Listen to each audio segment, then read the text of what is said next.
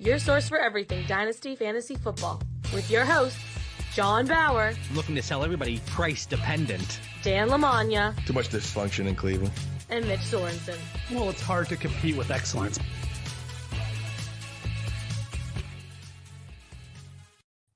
Welcome back to another episode of Dynasty Theory, a proud member of the Ross Tucker Football Podcast Network.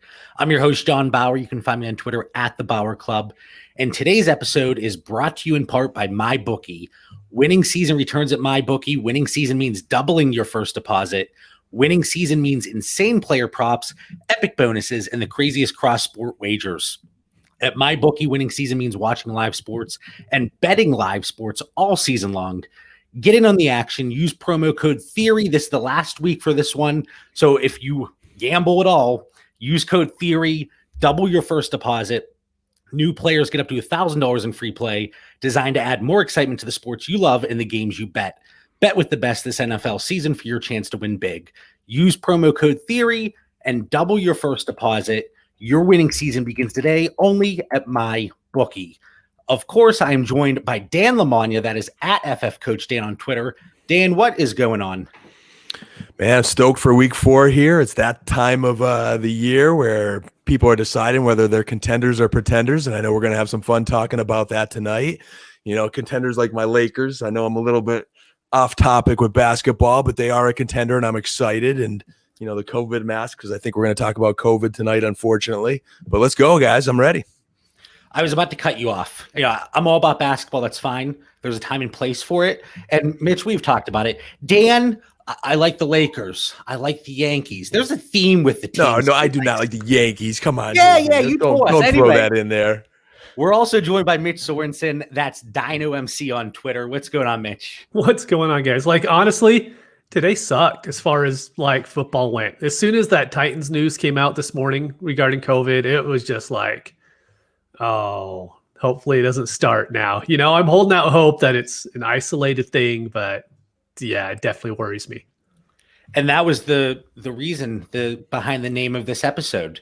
It was the best of times. You know, we have a football season. We're 3 weeks in. Everything's been great. And then it was the worst of times. And Dan, I thought we were going to have to talk Mitch, talk some sense into him because he was getting kind of gloomy earlier. We were talking back and forth in the group chat. He's like, guys, I'm kind of bummed out right now because of this whole COVID stuff. Can't panic. I think we talked about this 20 episodes ago when we were at the beginning of COVID there. We did expect some outbreaks, Mitch. We knew it could happen. It's only 1 to 4 teams tops that have been impacted by this. The NFL turned it around quick with good news and says they plan on playing Monday night. So hopefully no more curveballs between now and Monday night. Monday night, it sounds like that's the contingency plan. That's the last resort. And I'm glad that you brought that up because I was talking about this with somebody. I'm wondering if at any point during the season we ever see like a random Tuesday game because the way things might get pushed around. Because if you have a Sunday game or even a Thursday game and it gets pushed, the only alternative in my mind is you reschedule it for a later week. And Dan, you talked about this. Oh, well, it's an early bye week. Sure. But then you got to start rearranging other team schedules and trying to figure out where the bye weeks work in. And it's just like a big puzzle to me, trying to figure out where all of those fit. And Mitch, you and I talked about it, and we're not even going to try to speculate what's going to happen because none of us know, even though some people that we've talked to, they're fairly certain they know exactly how this situation that has never happened in the history of the NFL is going to play out, right? Yeah, they have it all worked out, but you even follow all the different NFL reporters, and they're all reporting something different. Especially this morning, it was, Titans can't go into the building till Saturday, and then it turned into, well, the Steelers are they were told they're not going to play, and then they were told a minute later that they're going to play.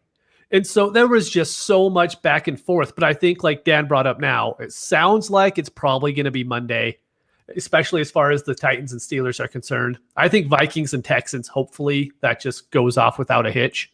But the good thing about the Titans and Steelers, that's somehow it works out in the schedule to where it's actually a really easy game for them to reschedule. The way that the bye weeks work, somehow I think the Steelers play the Ravens and they could just flip that game to week 8 and it ends up working out okay. So that would be amazing if this was like the only hiccup we have. Hopefully that's all that it is. And it seems like the NFL, they have things handled fairly well given the circumstances and the situation. It seems like they really jumped on this quickly. Boom, shutting the facility down in Tennessee. Boom, Minnesota, that's shut down as well for the time being, at least, right? Until all the tests come back. So it sounds like they're taking the right steps. The NFL referees, they're not only going to get tested, but they're out for week 4. So as fans of the game, as fantasy players, some might say degenerates at time, but I think that should give us hope, even though Dan and Mitch, you were much more optimistic than I was. I was a Debbie Downer during the offseason.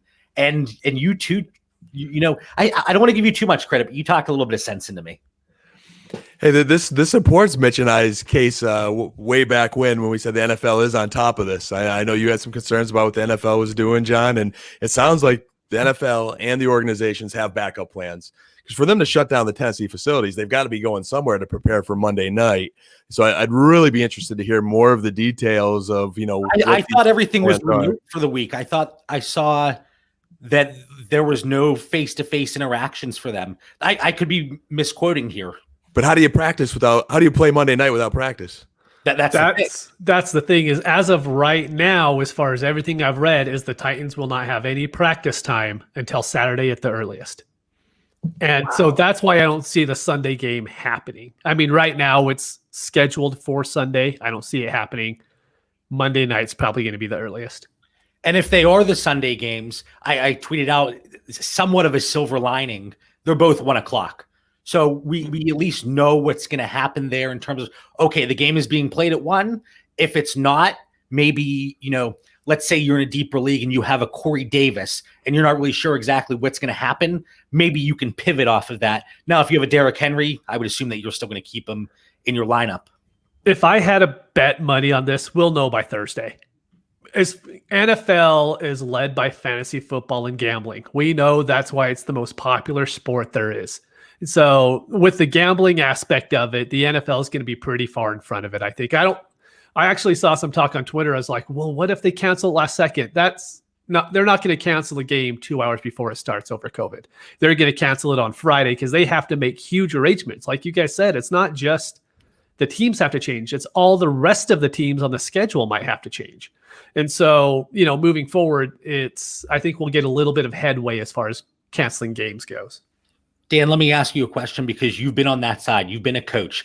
FF Coach Dan. The coach isn't in there just, all willy-nilly here. Now, you're a coach of the Tennessee Titans. You have not practiced all week. Would you tell fantasy players, hey, maybe pump the brakes on us a little bit? Maybe we're not as prepared as we should be. Because these NFL coaches, they talk directly to the fantasy owners. Yeah, we know Coach Rabel's thinking about us fantasy owners right now. We would have. I don't think we want to hear his words if we asked him that question right now. But I do know from being a coach, you want to be in control of absolutely everything. So this has got to be killing these coaches not to be going through their normal routine and schedule in preparation for game day. With maybe the only saving grace is the other team's got to be doing the same thing, so you're on a level playing field. But we've seen all the injuries that happened this year, and I know in the NFL, they scale back. They don't really pick things up till I think Wednesday. There's not a lot of hitting or tackling going on during the week. But there is a lot of coordination. You look at these teams that are still trying to, bring along young players, have communication. We've seen all the injuries that have happened. I'd definitely be concerned about breakdowns on Monday night with a poor week of preparation. I'd be concerned, hey, we talk about Corey Davis. He's, exceeding expectations, but he's got an injury history. You take him out of his routine, what could happen? So I'd be concerned about those two things right now, and maybe that's something for us to be preparing for. I don't think you bench a Derrick Henry by any means, but maybe I like Tannehill more if I think the other team's secondary is going to break down, and I'll have to evaluate how young the rosters are on the secondary and O-lines where communication is very important. So let me ask you guys about this because you brought up Tannehill, and I think that's a good point. We talk about a lot of super flex and 2-quarterback dynasty leagues. Where is your threshold? And I'm kind of putting you guys on the spot here where you're comfortable sliding him into your starting lineup. So I don't know if you want to pull, maybe like weekly rankings up or something real quick. So are we saying like based on if it plays on Sunday? Just based on the fact we're assuming and what we know, they're not going to practice and have, that face-to-face interaction throughout the week. So because I would think it would drop slightly. Plus, not to mention they're playing the Steelers. Yeah. So the one thing I'll add is I think this, if they do play on Sunday or even Monday night on little practice, the Steelers offense is really good. Ben looks awesome. All the wide receivers look really good. They're going to put up a lot of points on that Titans defense, especially if they can't prepare for the Steelers. And so I think that would immediately make Tannehill a fine start because he's going to have to play catch-up mode. Derrick Henry, he's not going to be out of my lineup, but I'm not going to feel good about it. I would list him probably as a very low-end RB2 if this is how it goes. But, he's in your lineup. It's not like there's going to be anybody else you feel comfortable putting it over him. Miles, I could add like just thoughts on that game too, Mitch. If there's two better teams to be equipped for this, it probably is the Steelers and Titans. There's a lot of cohesion. You have two 3-0 teams. They're 3-0 for a reason. A lot of them's played a while together. I think I'd be more concerned, Mitch, with the Titans. Who's on their inactive list? Who was impacted by this COVID? Are they going to be missing some guys? Does that affect their special teams or certain units? So I'd be keeping a close eye on who may be out for Tennessee. But I think both of these teams have veteran teams that have played together a little bit and could overcome a little bit of lack of practice time. Dan, I'm glad you brought that up. So there was a tweet, and it looks like, where was that? Because I sent it to you, Mitch. It was defensive tackle Daquan Jones, long snapper Bo Brinkley, and tight end Tommy Hudson. I had to worry. Easy, John Bauer. Yeah, no, John who's still there, and I said it correctly. But they're going to be on the reserve / COVID-19 list. So it sounds like those are the three players impacted as of now, and we'll see how this week progresses. So fantasy-wise, we don't want to see anybody get sick, but fantasy-wise, it really shouldn't have much of an impact from a personnel standpoint. So long story short, Mitch, Dan, neither of you are really too concerned. Go ahead, Dan, you have a timeout. Did you say Daquan Jones, JB? I did. So just that's their starting nose tackle for the Titans. Does that boost James Conner maybe? That could potentially be a hit. Mitch, did you have anything else? I was going to add, so I played a lot of Connor in DFS this last week, right? We don't talk about DFS a lot, but I did start him. And the one thing is he got 20 snaps, but they rotate him out a lot. And they're more than willing to also take him out on the goal line. He's someone to where right now in Dynasty, if I could trade him for Kenyon Drake, maybe, can't be. I would normally say Chris Carson, but I can't see that. Maybe Austin Eckler. I could see that trade actually happening now. I would. Nobody's going to accept James Conner for Austin Eckler. I don't know. Looking on Twitter today, everyone is still in love with Chris Carson. They were saying, James Conner. They were saying trade James Conner for Joe Mixon, and I'm like, y'all are drunk. That's never going to happen. But see, and here's my issue, and we'll kind of get into this a little bit more probably. But the people saying that are people that don't have James Conner on the roster. They play in one league and are given Dynasty advice, something like that. Yeah. John, could Mitch be the negative one here in this case? Because there are people really down on Joe Mixon right now. They've been questioning the Bengals play calling. His stats are down for a few weeks. The impatient owner that saw Conner had a big game. You might be able to get Joe Mixon. Maybe not from a savvy guy like yourself, but that impatient person who is frustrated with Joe Mixon and the Bengals coaching staff. So I could try again. In redraft, maybe. In Dynasty, I don't think that's going to happen. Definitely not Austin Eckler. I will say last week I tried to trade for Joe Mixon every league that I thought he was acquirable in. I did not get him on one roster. I couldn't get one trade done. So maybe it changed after because, the week 3 was going to be the big week that he went off and it didn't happen again. So maybe I could try again, but so far I haven't seen him moved in any leagues really. Well, if you think about him, and we're kind of getting sidetracked, but that's all right. If you think about Joe Mixon, he really has never outperformed expectation, and he's still a top 10 Dynasty running back up to his 4th year here. And he really, and I like Joe Mixon, the football player. I really do. I think he's, maybe not underutilized because he's on the field a lot, but I think they're utilizing him in the wrong manner. I don't think they're maximizing his versatility and involving him in the passing game. But I think people are still valuing him on the name alone. Okay, I could actually segue this. Watch this. I'm going to do a little bit of John Bauer stuff here. Let's see it. We bring up Joe Mixon, youngest running back who has always stayed in the first or second round just based off name alone, pretty much in draft capital. How about, we were asked this week about James Robinson. James Robinson is a back who is super young with no draft capital, but you can't get him in a league right now for less than a 2021 first. If he goes and has a pretty good year, let's just say he's a top 15 running back by the end of the year, he'll end up going in the third round of startups. Like if you could get a young running back that looks like he's going to have the job moving forward, that's how high they're going to go. Joe Mixon is there because his name is Joe Mixon. It's not there based off his talent. It's not there based off situation's been horrible the last 2 years, and he still gets drafted that high. Well, I like that segue, and let's get right into the listener question. So the premise of tonight's episode, the format is kind of a question and answer. So we got a ton of tweets coming at us, and anybody in the live chat, if you want to drop something in there, we'll be more than happy to talk about it. Zach Jones 10 just said, I just traded Robinson for Shark Plus, moving up a couple picks in the second. And I think that's really solid value. But talking about James Robinson, it's a really interesting dynamic because, Mitch, you mentioned where you think he could go. Let's say he finishes running back 15 in PPR this season.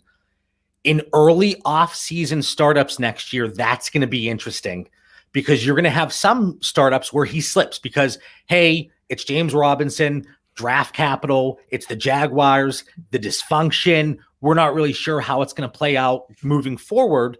But then you're going to have some formats or some startups where people pull that trigger super early and he goes in the fourth round because he was a top 15 running back. And then we're going to see how it pays off after free agency, after the NFL draft.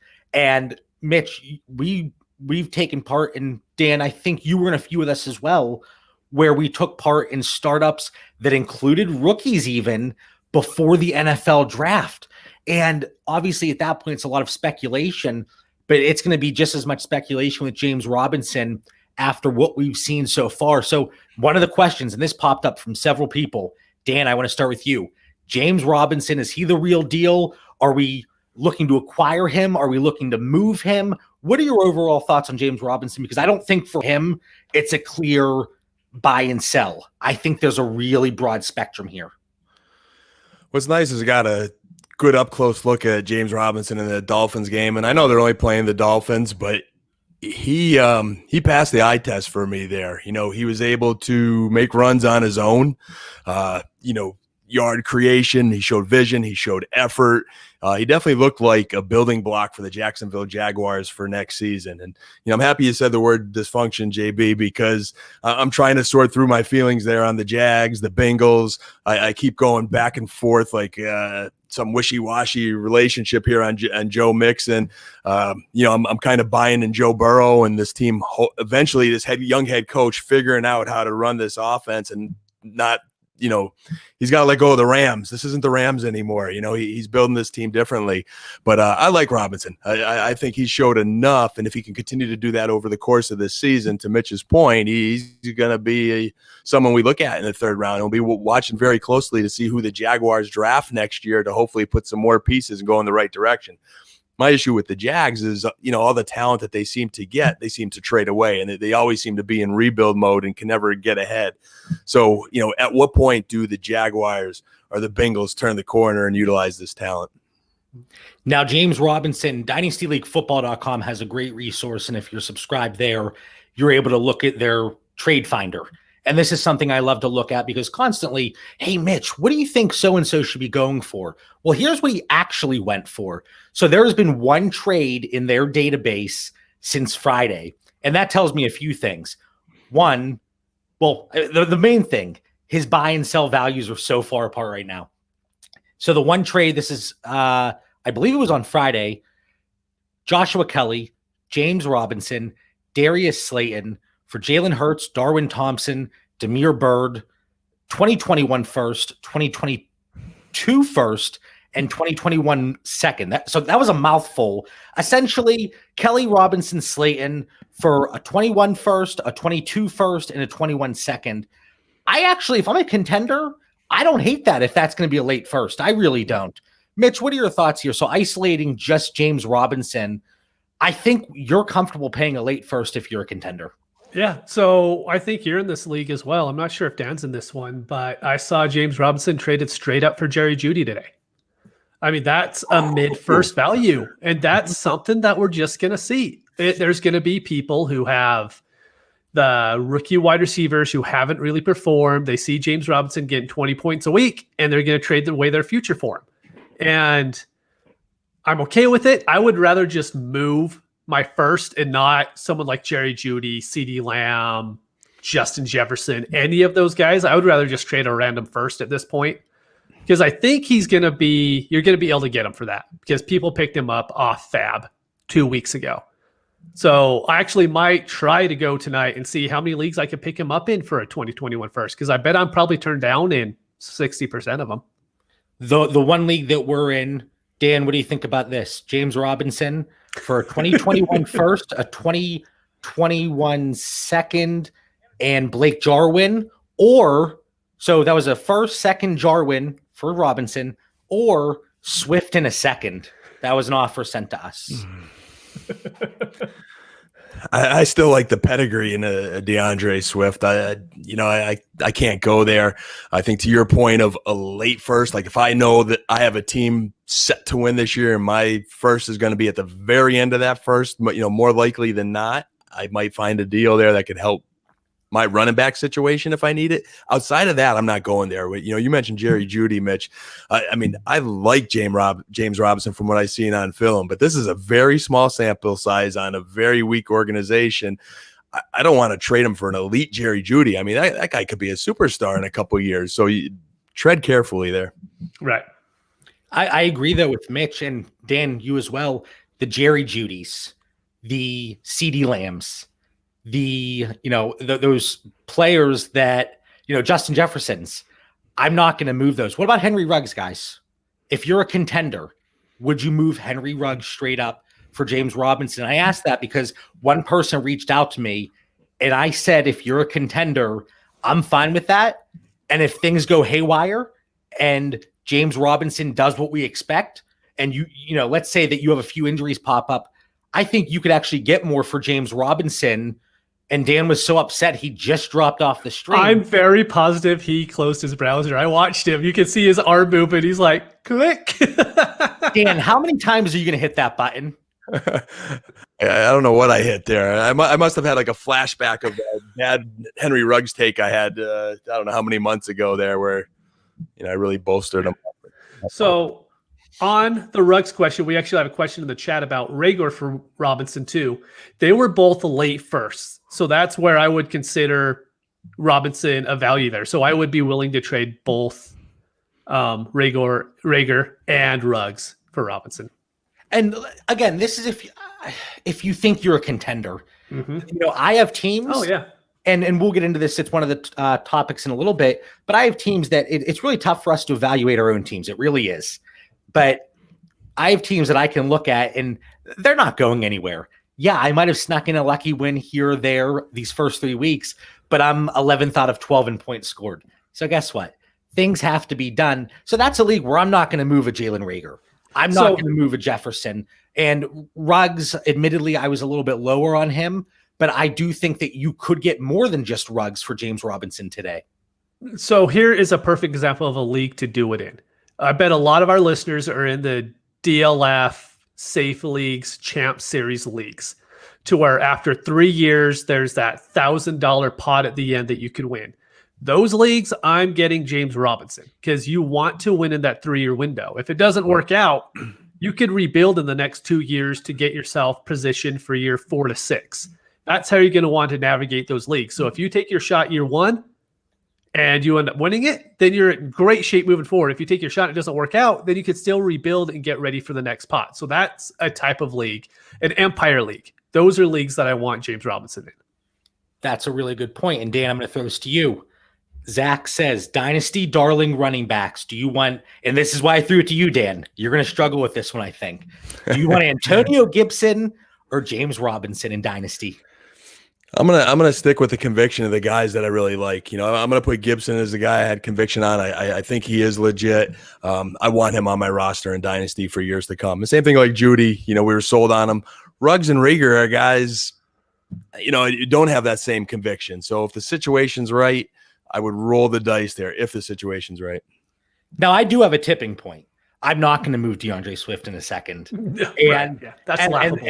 And the gentleman that offered that trade, I responded. I said, I respect that offer just because there are people that would in fact pay that. There really are. So I couldn't knock the offer just because, like I said, there are people out there. I'm not one of them, but I think it was a fair shot on his end.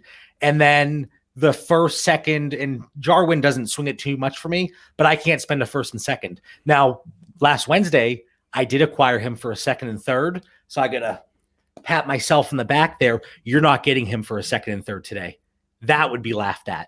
Now, before we transition to a little bit of quarterback conversation, Myles Gaskin, same exact situation as James Robinson. He's getting a bulk of the workload.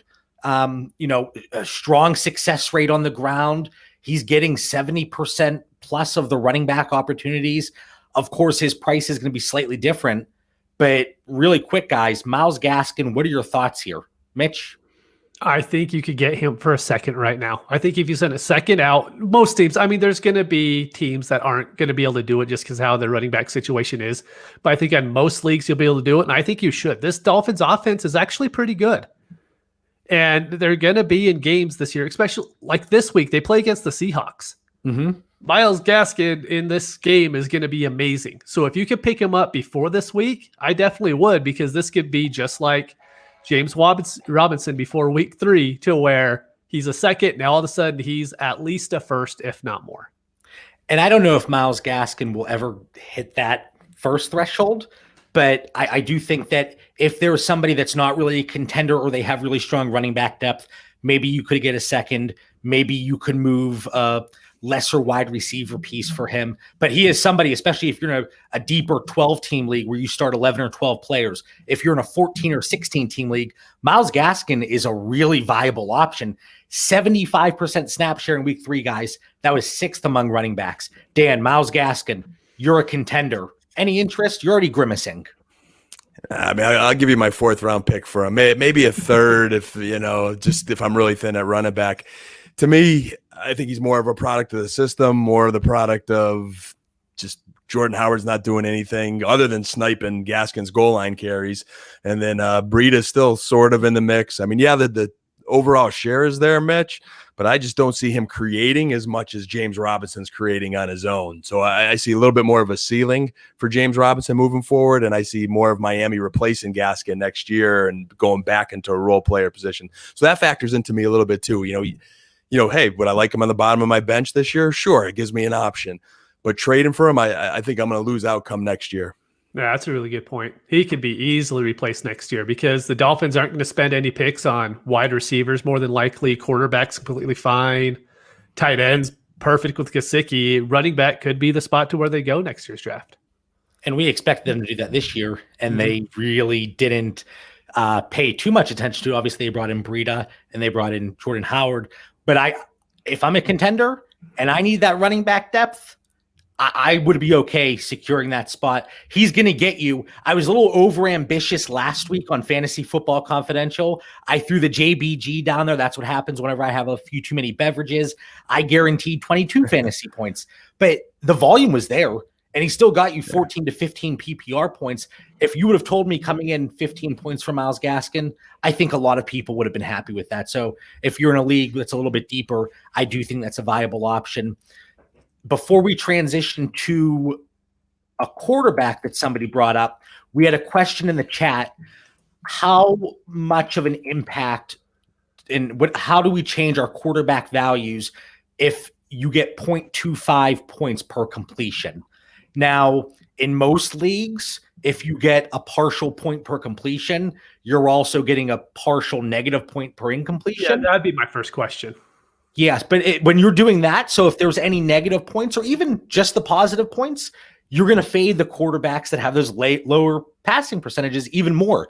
And it's like when we talk about those leagues where it's +6 for passing touchdowns, those running quarterbacks, they do lose a little bit of value in comparison to the +4, -2. Joe Burrow would be so highly ranked in the league with 0.25 per completion. He throws 60 times a game, and it's going to continue all year. So that would be the guys that you have to go get. Now, I'm not even looking really at the Cousins, who's going to throw 30 times a game. Even Kyler Murray, who's going to throw 25, 30 times a game.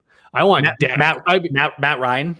Yeah, I mean, Lamar Jackson wouldn't be my number 2 quarterback. I mean, I would easily have Dak ahead of him. Dan, any thoughts there? Anything we didn't cover? Not that we're ever going to highly regard from a seasonal standpoint a Dwayne Haskins or who the quarterback we're going to talk about here shortly, Sam Darnold. But once you start throwing in the negative points per incompletion, positive points per completion, it just separates. I think that's a really good way to kind of separate and make those top tier quarterbacks more important, and it doesn't make the scoring as flat. Yeah, we always say be aware of your scoring. If you are, it's going to go a long way. We're seeing that in the Scott Fish Bowl now. I'm seeing some teams get toasted with the negative scoring for quarterbacks. So be aware of it and get an edge anywhere you can. I don't want to talk about Scott Fish Bowl. I actually had a solid week, but I went into Monday night up 8 points. Was it 8 or 9? And I had Lamar Jackson, and I went up against his father, Patrick Mahomes, his daddy, because oh my goodness. And I went in feeling really confident. And, we're in our Scott Fish Bowl group chat, and it was Ethan and myself, and we're both kind of talking trash in a friendly manner. And then it got to the point that I just had to say, great game. You got me. Like, I couldn't even talk any more trash because Lamar laid the egg. And in that format, he did not score very well. And then Mahomes went off for like 50 points. But anyway, so let's transition to a quarterback that somebody wanted to talk about and they asked about is Sam Darnold. Would you consider him a buy in Superflex and 2 quarterback formats from Dynasty perspective? And we've talked about this countless times, the possibility of them going in another direction in 2021. But Dan, what are your thoughts here on Mr. Sam Darnold? Can you clarify if this is a clearance sale or are we just looking to buy? If he's on clearance, John, I might be interested. I think you can work a BOGO if you have some friends and family coupons, because Mitch, when you look at my rostership percentage, Sam Darnold's on a lot of my teams as my 3rd quarterback. I actually am looking to package him and either upgrade at quarterback or really make a run at it and get a little thin at quarterback. But Sam Darnold, especially if you're in a -4 for an interception league, he's somebody I can't rely on, and he's not sniffing my starting lineup. So Dan, we'll say a slight discount here. You have a coupon. If the discount's right, you're giving me a coupon, John. I know I'm not targeting him, but if the price is right, I would scoop him up, hoping for a Jets rebuild once Gase is gone. And, looking at him as a quarterback 3 in a roster, I could get, I want to have 3 quarterbacks in Superflex. If I could put him on my bench as my 3rd quarterback and just hope for a rebuild, that would be a little bit intriguing. But I'm not going to pay a lot for him because I have zero confidence in the New York Jets. He's obviously young and talented, so that's not going away. The talent I do still believe is there. I just think he is in the worst situation that I don't know if it'll ever get better. I mean, the Jets have been dysfunctional for a long time, but with the right hire, you could rebuild a little bit quicker in the NFL. It'd have to be price dependent, as you always say. Mitch, what are your thoughts? Let's bounce it over to you. I think you're on mute. You always do this. You always jump on mute. There you go. At the worst, that was an appropriate time, if you ask me. No, that was the worst time. At what point do we start to worry that he's going to end up being a broken QB? He ends up being David Carr. He ends up being Joey Harrington. Right now, he doesn't look good on the field. Everyone knows that I loved him coming in the draft. I loved him going into this year. And if he has to go through another full year to where they win 2 games, he has nobody to throw to. He has a pretty horrible offensive line in front of him. He's running for his life every single game. I don't think I could go out and trade for him. I mean, I don't know if you're getting him for a second, sure. Or for a guy like T. Higgins, maybe if you really need quarterback help. The problem is quarterback is so deep, you don't need to. You could go out and get Cousins and know he'll be a starter for 3 years and he'll get you 15 points a game.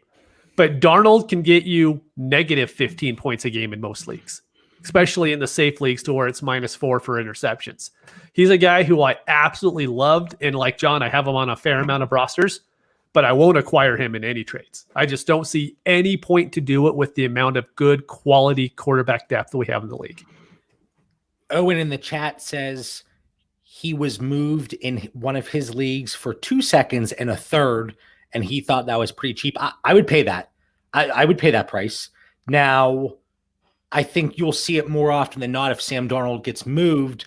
Maybe it's going to be a situation. And don't steal my thunder, Owen. I'm getting there, baby. I'm getting there.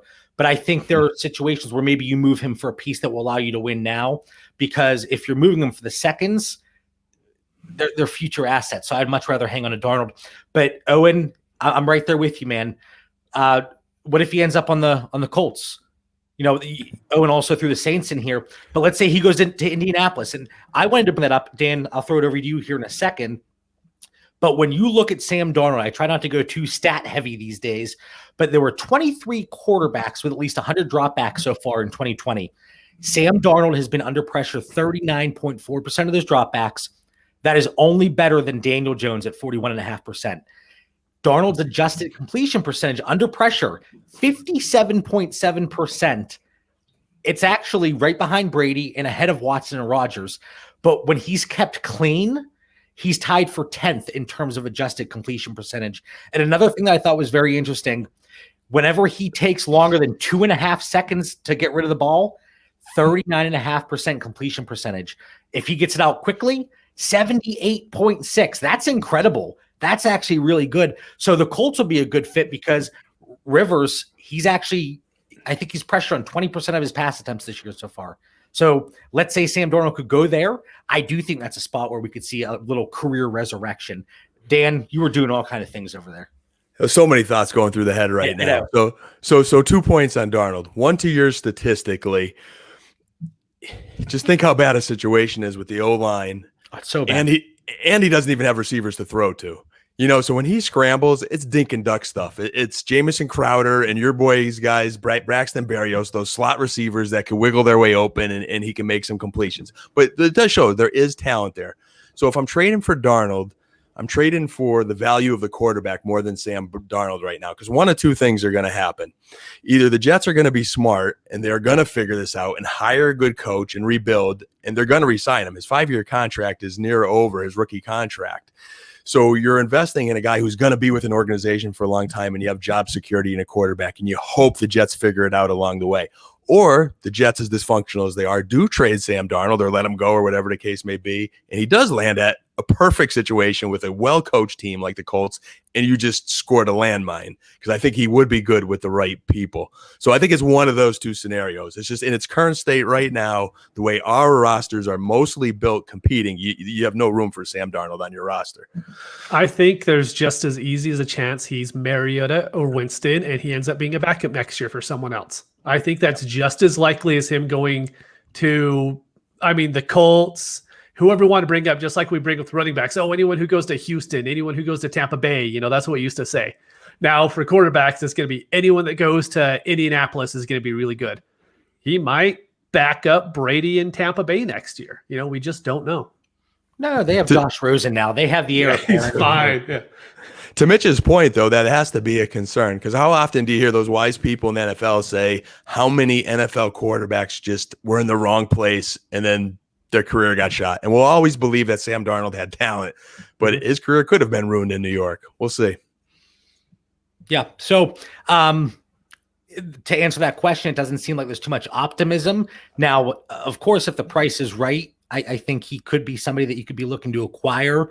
But in most situations, I'm actually looking to package him, because there's a lot of teams that are 0-3. There's a lot of teams that are really low in your league scoring for the first 3 weeks of the season. Maybe you could move him and package him together for a team that might be intrigued by him moving forward. And it's going to be very situational. It's going to vary league to league. So, hopefully that helped out a little bit.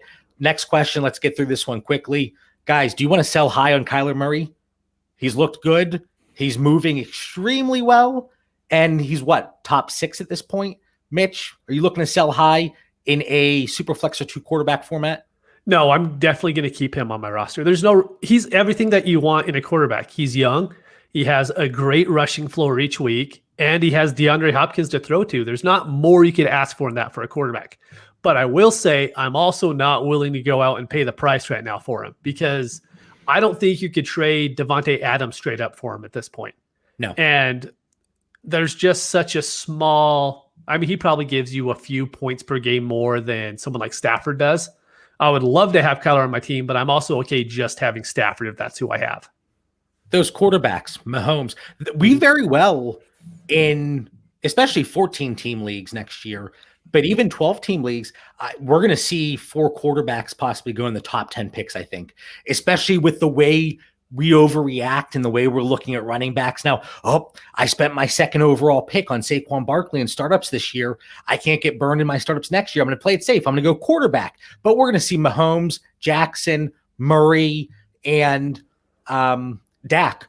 And then my man, Josh Allen, if he keeps slinging the ball the way he is, woohoo! Russell Wilson. He's better than maybe all of them. And I'm ashamed at myself that I left him off this list. But yeah, I mean, he was going in the 3rd round of drafts this past year. I mean, so what a steal! What a steal! Know, That's right? the steal of the year right now, because Russ was let free. As much as you guys don't want to hear that saying, but I think I have 7 quarterbacks right now that I have to have at least one of those 7 on every roster. You know, you have to have Mahomes or a Lamar or a Dak, Russ, Kyler Murray, and Josh Allen. I mean, boy, does Buffalo look great. And I keep Deshaun Watson on that list because I just think he's a great talent. What do you guys, 7. If you're looking to move Kyler Murray, what would you need to be added to a Deshaun Watson? Because that was an interesting talking point and kind of a pivot during the early stage of the offseason whenever Hopkins went from Watson to Murray. And I think we kind of saw a flip in perceived value, but now it might be a real thing because Watson, he's not even top 15.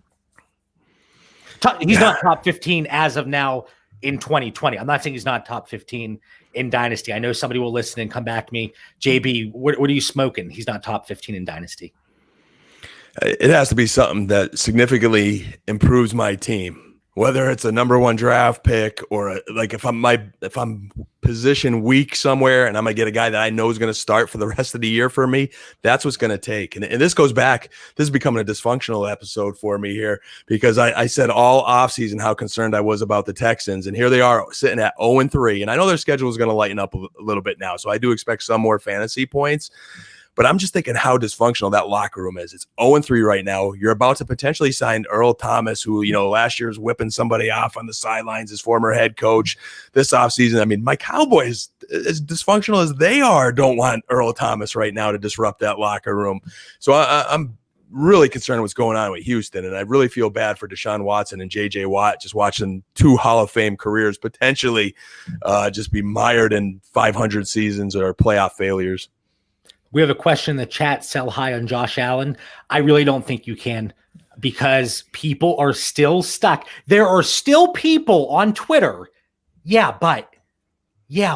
And every Sunday I troll, and you better believe because I have the receipts, guys, and I'm not ashamed to take that victory lap. I have a 30% rostership of Josh Allen in my Superflex and 2 quarterback leagues where he was dirt cheap coming into his rookie season because nobody wanted him and people were knocking. Guess what? It's okay to say you were wrong because there were plenty of people that were wrong on Josh Allen, but I still don't think you could sell high on him. What do you guys think? I agree. I think the truth here. Yeah, I agree. Agreed as well. This was the first week. I'll listen to the GM Shuffle with Michael Lombardi, and as obnoxious as he could be, I enjoy his show. He throws some good nuggets out there, but he loves bashing guys weekly and being real strong on his points. And this was the first week that he complimented Josh Allen. Did not admit he was wrong, but finally gave him credit for being accurate. He said he might have one bad throw a game, but he's really come around. So he's turning everybody's heads, including a former NFL GM. Josh Allen's just one of those players. I'm very happy if I have him, but I wasn't acquiring him in startups just because he was going QB 6, 7, 8, because there's always that one person. And I was getting him QB 18, 19, 20, which obviously I always say price dependent, but Josh Allen If I could move him for a king's ransom, sure. But I just don't think that's the case because people still don't look at him in that top tier category. But you got to start to put him there.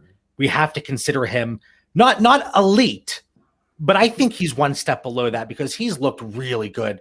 And whether or not you like him from a real NFL perspective, he puts up fantasy points. And that's what we're doing here. Fantasy football. Yeah. Quick question from Colton. Do you guys think Joe Mixon in a mid-first for Jonathan Taylor's fair value? I would take Jonathan Taylor. In a heartbeat. Yep. Agreed. Yeah. I actually turned down an offer of 3 2021 first for Jonathan Taylor because we've talked about it. He's going to be a top 6, 7, 8, top 5 startup pick next year. So I think I would acquire him at that price. And I think you should too, Colton. Okay. So we talked about Sam Darnold. Here's a quick question for you guys. Are you delaying your decisions on if your team is a contender or not, since every team's lineups will be changing throughout the season due to the change in IR this season, minimum of 3 weeks? So basically, we have all these players on the roster. There's going to be such quick turnover on our fantasy rosters because, boom, IR 3 weeks. So we don't really know who a contender is. There's teams that are 3-0 right now, and I'm looking at my teams that are 3-0. Some of them, there's not a lot of depth. And I don't feel comfortable there. So I do think I'd say the answer is yes. We have to give it a little bit more time just because of how quickly these players are turning. Whereas before it was 6 weeks, 8 weeks, whatever it was on IR. And now it's 3. And it's like, okay, are they on IR for 3 weeks? Is it going to get delayed? Is Le'Veon Bell ever going to come back or is he missing? We don't even know. So I would say yes, personally. Mitch? I would say I only look at my teams. So yes, I think it delays it, but I honestly don't care what the other 11 teams, what their roster looks like. I can only control what's on my team. So if I have depth right now, then I'm feeling great as a contender. But if I don't have depth, then I'm going to be stressing this whole season. That's why we've stressed all off season to build with depth. Depth is going to win leagues this year. If you have to make some 2-for-1 or 2-for-1 trades or 1-for-2, I guess, to get more depth on your team, then you're going to have to do it this year. Because if you don't have depth and people are beating you with Jerick McKinnon because you didn't have anybody else to play, it's on you at this point. All right. So I'm kind of looking at the big picture. Mitch, he has his tunnel vision. He's worried about only his depth. Dan, we talked about James Robinson earlier. Let's say you believe you're a contender. Do you pull the trigger now on that type of deal, or do you wait a little bit just to kind of see and have a better idea of how your team shapes up over the next few weeks? I'm given more time. I agree with what you're saying. Yes, John, but I don't know if it's so much about COVID and IRs. To Mitch's point, I'm looking at my roster. I'm evaluating so far after 3 weeks. I have about 3 rosters out of pushing 20 that I'm being patient on and evaluating that are in that 0-3, 1-2 range. That, is my team a product of not enough talent versus just bad luck over 3 weeks? It's like the NCAA tourney, gentlemen. You just need to make the dance. So if I think that roster could still make the dance, I'm going to be patient. I'm not going to panic. If they're the rest of my rosters that are contenders, I don't want to be overzealous because even though they're 2-1, that could turn around really quickly as well. So I'm being patient. I'm more just evaluating the talent of my roster, trying to each week improve each roster. I do spend more time on certain rosters depending on, some rosters are weaker than others. Today I'm focused on improving a couple of receiving cores. Last week I was improving running backs, whatever it may be. Now, I want to get through as many questions as possible, and we've had some great conversations so far. These next ones, I want to rattle through them. I think we have 1, 2, 3 quick ones. And then before we hit final thoughts, I do want to spend a little bit more time on one question. But Mitch, very quickly, Foles, Trubisky, buying or selling either? I love Foles. In this offense, he is the perfect guy. I mean, Dan was all over Allen Robinson this past week. Luckily enough, Foles came in, kind of bailed him out a little bit, but he's the perfect guy. I mean, I love David Montgomery now. I wouldn't love David Montgomery with Mitch Trubisky as quarterback. I mean, Jimmy Graham right now, if he's on my roster, I'm like, hey, I'm willing to start him if Nick Foles is the quarterback. Nick Foles might not stay healthy the whole year. So going out and getting him, Maybe as a third quarterback, I'd be willing to. But I'm just happy because I already have a whole bunch of him on my rosters. And so I'm extremely happy right now that I just held on to him at this point. I was a little bit hesitant and worried because oftentimes you'll see a quarterback get pulled mid-game and then they trot them back out there the next week to start. We heard yesterday on Monday, Nick Foles is our starter moving forward. It's not a one-game thing. He's our starter. They were waiting for the first chance they could get. That first interception, like, hey, you're done. They were just waiting after the first 2 games. And I think Nick Foles, he's going to have that opportunity to do something on offense, because if you get yanked going into the third quarter down 2 scores, that leash was very short to begin with.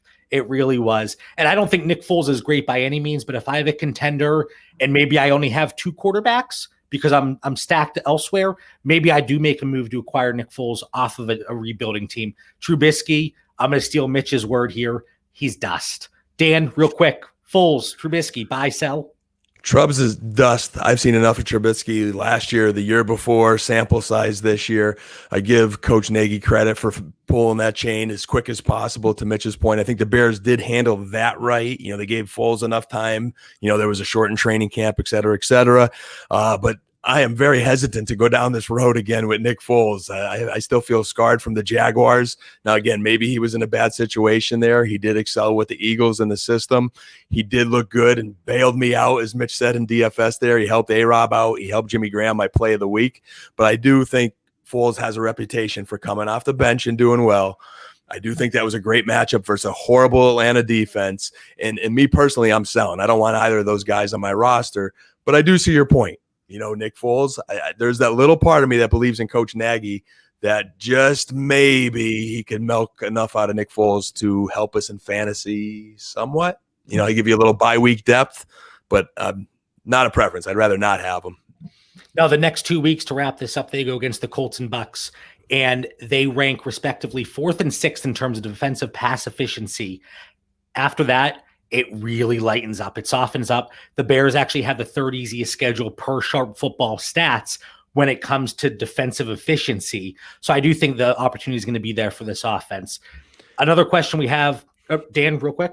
Just one more quarterback question for our listeners. I saw it in there earlier, and I think I've been seeing this every week for some reason. I think we're going to see it for the next 5 weeks. Is when is Ryan Fitzpatrick going to get benched for Tua? I still stand by the preseason answer of around that week 9-10 when they get into Arizona, the Jets, bye week Jets, and the Dolphins know they're out of the playoff picture. Unless they make some crazy run and hang in the division, they might be a little more patient. But that would be my guess right now, week 9, 10, 12 the latest. All right. I don't think he plays. I don't think Tua's going to play this year. That's my guess. And Fitzpatrick, he hasn't looked bad, and he's just such an easy quarterback to love. And everyone roots for him. Yeah. But everywhere he goes, he always goes in with that mindset. I know I'm a bridge quarterback. I know I'm going to get replaced. And he's one of those guys, he's willing to take the time and help develop Tua as much as he can. And he's joking around, the whole beard versus the stash thing with Minshew, throwing those playful jabs. Like, he's just such a likable guy, and you want to root for him. But I think I'm on board with Dan. I think they do want to see potentially what they have in Tua. But would I be surprised if it went Fitzpatrick all the way through? No. Especially in 2020, nothing is going to surprise me at this point. Yeah, I think they want to get him some experience and give him some game film, something to build on for next year. So who knows how they play it, Mitch? I think they're definitely being very cautious and careful. I wouldn't have high expectations for fantasy football this season, but at some point they got to get a look at him. This next question, and this most likely, I think it has a lot to do with week 3, but one's a little unfair just because, and I'm not even a huge fan of his, but he was injured. But the question is, and I'll paraphrase here, Dan, because I know how you yell at me. What the heck happened to DeAndre Swift, J.K. Dobbins, and Zach Moss? Now, my thoughts before I bounce it over to Mitch very quickly. DeAndre Swift, we know his role. We know he's a 3rd down back. And if they're in the lead, his role is going to be minimized. But I believe they have, who do they have this week? Is it the Saints? They have the Saints, yeah. I think he's going to get some run. Right. And then J.K. Dobbins, I've been saying that backfield, we really don't know how it's going to shake out on a weekly basis. We're seeing Gus Edwards more and more, who actually has looked very good. And it seems like he has over 5 yards per carry every single season. But J.K. Dobbins, I think he's a longer-term play, like him for Dynasty. redraft. I still don't expect much from him. Zach Moss, admittedly, I was a little bit lower in our projections. I had Devin Singletary ahead of him anyway, but he was injured, so I'm going to give him the benefit of the doubt. Mitch, what are your thoughts overall on those three guys and their Harry Houdini-like disappearing acts? Nothing. I mean, the question is, what happened to them? Nothing. They're in the same situation they were in preseason. This is why I say Dynasty is redraft. People are worried about DeAndre Swift over a 1-game sample when week 2, he had 15 PPR points. We knew what was going to happen with these guys going to the season. If Adrian Peterson isn't injured, if Mark Ingram doesn't get injured, if Zach Moss is injured, these guys just aren't going to be on the field as much as Jonathan Taylor and Clyde Edwards-Helaire. It's just how it is, and we have to accept it. Next year, I'm all about them. Like, I think next year, J.K. Dobbins takes over the backfield. Next year, DeAndre Swift takes over the backfield. But this year, we knew what was going to happen. Although you got in our listeners' defense, Mitch, this may not be challenge flag worthy because you have great points.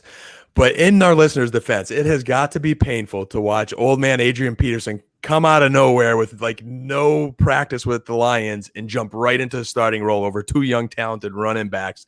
That's a tough pill to swallow. Then you look at J.K. Dobbins, and okay, it's one thing Mark Ingram starting over him, but Gus Bus, man, he is getting a lot of burn over him and looking good. So I think it's more for those people that have him. It hurts. We get it. You invested a lot in them. You're probably in rebuild mode, and you're hoping for a quicker expectation. And Dobbins looked very good from what we've seen in small doses.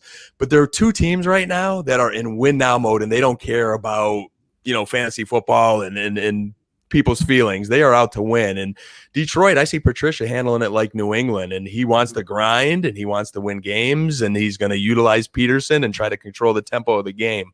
So I think you just got to be patient. Be patient. Whatever your preseason evaluation was, like Mitch said, it can be disheartening. It can be frustrating, but we kind of expected this. We knew DeAndre Swift, the situation in Detroit. We knew the talent ahead of J.K. Dobbins, and then Zach Moss. We knew the situation with Devin Singletary. All right, guys, and this is one that I might go off on a tangent or two, but somebody asked a question. When I first read it, I was like, it seems kind of silly. I don't really know how we're going to get into this, but how do you acquire pieces from awful teams, those are their words, not mine, who are committed to trying to win? And this is what I was talking about. I think it's very difficult to look at your roster and say, okay, this is not a contender. If you ask most people, especially the first year after a startup draft, most people would say that they have at least a decent chance of competing and contending for a championship in year one. And the reality is that's not the case. So I think to answer this question, how do you acquire pieces from a bad team that thinks they are competing? You have to wait a few weeks. They have to see, hey, I'm 1-5. I'm 2-6. I'm last in points. And I think eventually maybe, they're going to get a little frustrated, and that might be the time to pounce and get a solid return. Dan and Mitch, you see in our leagues, we're 3 weeks in. People are frustrated. They want to sell off those high-end assets, and they're not getting the return they want. So they're stuck with them. Now, if you're a bad team, be ready to make those moves, because the longer you wait, the less leverage you have. Mitch, if I look at your team and you're 1-7, 8 weeks in, and you're like, hey, I want to move these players, you better believe I'm coming in a little bit low than what I might be willing to move typically. So I think, you have to be able to do that. And then one last thing before I bounce it over to you, Dan, I saw it in the chat so many times in the last week in different leagues. Okay, guys, I'm 0-2. I have these couple pieces. If I lose the next few weeks, I'll be looking to move them. Why are you waiting? If you think you do not have a roster to compete, do one of two things. You can better your situation to compete in 2020, or you can gain value through multiple trades. And I think that's a big mistake that people make, because you're not being proactive. You got to be proactive, and you're putting yourself in a situation where you lose all leverage. Be willing to make those moves. Yes, it's going to be uncomfortable at times. I made a move with you, Mitch. I moved Kenyon Drake and Travis Kelce in a 14-team Superflex tight end premium league. I got Lamar Jackson, Chase Claypool in a second, I believe. My starting tight end is Vance McDonald, but that team was going nowhere. So be willing to make those uncomfortable moves. If you're not contending, your roster, it doesn't matter who's starting for you. that's kind of my rant. And I think I kind of hit on the question here. But Dan, do you have any thoughts on that? I'm going to keep it simple. That was a great answer, JB. You actually surprised me a little bit because I know your patience isn't as, large as Mitch and I's, and you get a little impatient with people sometimes in the league. Have you been talking to my wife about my level of patience? That was secret, but but that was great advice, John. And I just say to our listeners, it is a test of endurance. It is a test of people skills along the way. It is easy to get frustrated sometimes, especially when you're even trying to help an owner. You're looking for that win-win deal, and they're just not ready. But it's important to know there's not a one-size-fits-all. Some owners go AWOL for the longest time, and then they come back. But just don't burn any bridges because you never know when there is going to be that opportunity to make a deal with the owner that you thought you would never make a deal with, and then it helps your team. So hang in there. You guys answered this perfectly. The only thing I'll add is people are going to orphan. And that's the truth of it. There are really bad teams who are going to stay bad and try to win this year, and they're not going to be around next year. I think average is 1 to 2 in every single dynasty league, and that's just something that you're going to have to deal with unless you're playing with people, that have been in the league for the last 5 years. People are going to leave, and they're going to leave really bad teams. It sucks that it happens, and you hope it doesn't, but that's just the reality of dynasty football. All right, Zach, if you're still in the chat when we do our closing thoughts, I'm going to hit on your question there. Matt threw in there, trade alert. He just got offered Ezekiel Elliott for DK Metcalf and Austin Eckler, full PPR dynasty. DK Eckler. Thoughts? DK. I think I'll take DK and Eckler. Yep. Painfully, I'd have to agree. I mean, people are already talking about DK being a top 5 dynasty receiver, and that's a conversation for a different day. He's looked incredible. They're both incredible. And his skill set, it is perfect. And somebody had a tweet. Oh, my goodness, who was it? And they said, would we be saying, because you always know people say, 31 teams passed on this player. Would we be saying that if he didn't play for the Seahawks and didn't have the perfect quarterback to complement him? And it's going to, I wish I could give credit to whoever it was, but it got a lot of traction on Twitter. It was a great tweet, but I think that's a really good point, and they just complement each other so well. But Matt, we're going with DK and Eckler, so hold off on Zeke there. All right, Dan, we're going to bounce it over to you. Final thoughts. What do you have for our listeners tonight? Hey, per everything we've touched on, this is strategic trade week here in week 4. I'm sure it will be again in week 5, but now is the time to find teams that are looking to rebuild and teams that are looking to win now and find ways to help your squad. Evaluate the rosters, see which teams fit in those categories. Try to maybe buy the Joe Mixons or the DJ Moores that the timing may be right for you. So be active on the trade market. It's a good thing. Mitch? Yeah. I'll just piggyback off what Dan said. When you're in these leagues, now is the time to know. You should know it already, but know how draft picks are done. If it's done off standings, if it's done off potential points, whatever the reason is, there's so many leagues that you could get an advantage just by knowing how the draft picks are acquired.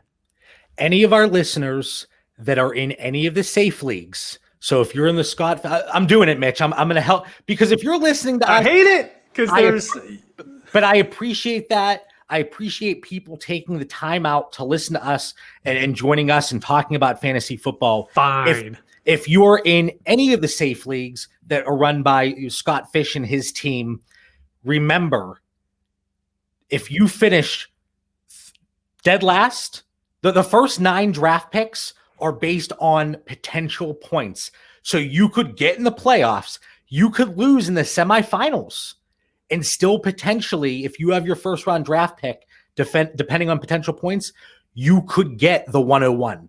So keep that in mind, because you might have a team, you might have a manager in your league that is in the playoffs and they have a garbage team, and you look at their potential points and maybe, well, I guess at that point the trade deadline would have passed. But if it's right before the playoffs, don't be afraid to target their first.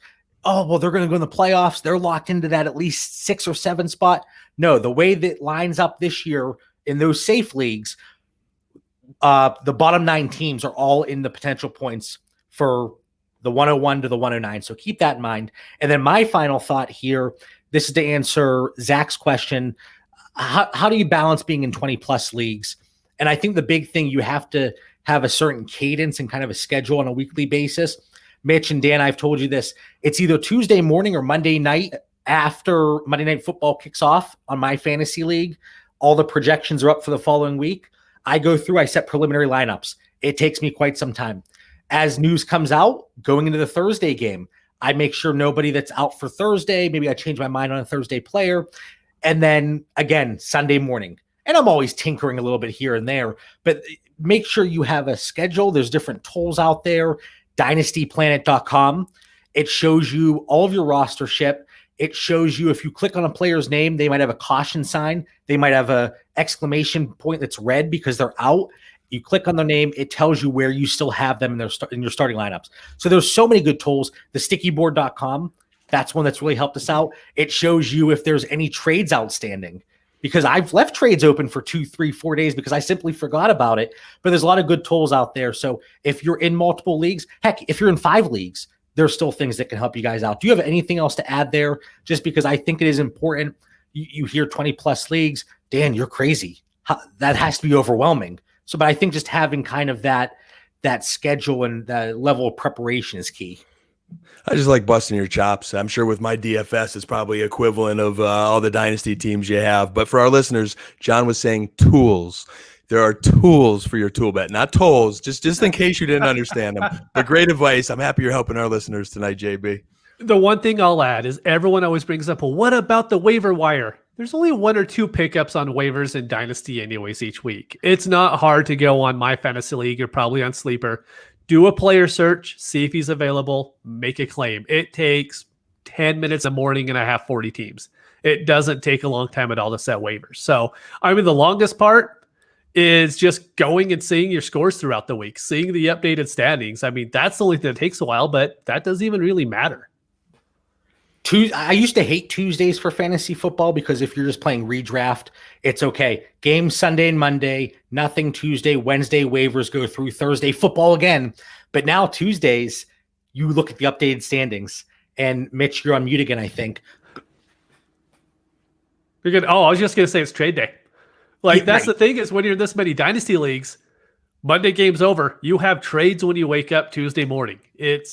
Man, I'm going to be in probably double the amount of leagues next year, to be honest. I don't think being in 40 leagues isn't that big of a deal. It's, you just set the lineups for 30 minutes and you get ready to watch the games. You make it sound too easy. Come on now. Let's admit that. No, I'm not even going to go there. Oh, you got that easy. You got that easy schedule there, Mitchell. I don't know. Very true. But both of you guys. And if Mrs. Sorensen is listening to this, Mitch's wife, he's just kidding about those extra leagues. Free leagues. Free. Oh, free. Yeah. Of course. All right. Well, this was a really fun episode. We love the questions. We'll probably roll this out a few times during the season because, let's be honest, when the season is going on, it is tough to come up with Dynasty content. But Dynasty, we always say it's so important to look at short and long-term values. And whether you want to believe it or not, the values are changing constantly. They really are. And whether it's perceived or not, that's a different story. But we love these questions. We love everybody being engaged in the live chat. We'll be back next week, same exact time, same bat channel. We want to thank everybody for tuning in. Follow the show on Twitter and Instagram at Dynasty Theory FF. Stay safe, be kind to each other, and have a great night. Thanks, everyone.